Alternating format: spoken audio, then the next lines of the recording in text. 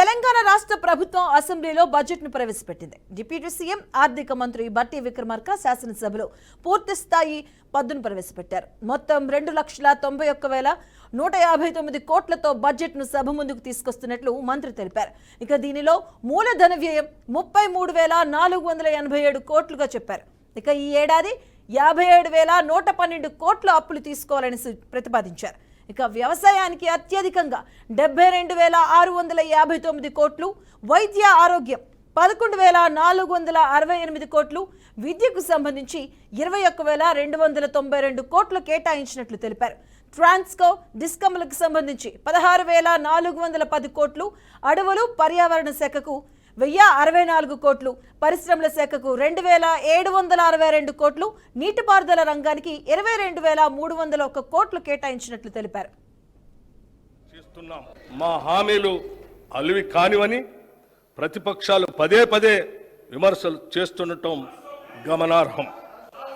సంకల్ప బలం, చిత్తశుద్ధి, సమర్థత, నిజాయితీ పునాదులుగా నిర్మితమైనటువంటి మా ప్రభుత్వానికి అలివి కానివి లేవని నిరూపించాం.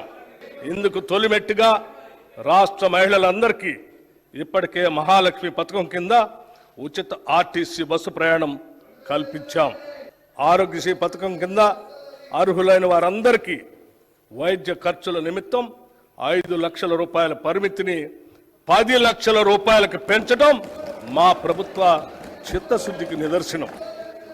మహాలక్ష్మి పథకం కింద 500 రూపాయలకే గ్యాస్ సిలిండర్లను అర్హులైన వారందరికీ సరఫరా చేస్తున్నాం.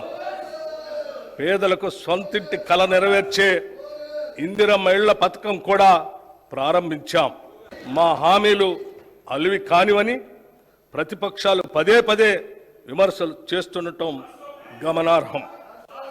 సంకల్ప బలం, చిత్తశుద్ధి, సమర్థత, నిజాయితీ పునాదులుగా నిర్మితమైన బడ్జెట్ అనేది కేవలం అంకెల సమాహారం కాదు.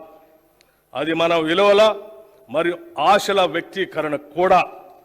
The budget is not just a collection of numbers but also an expression of our values and aspirations.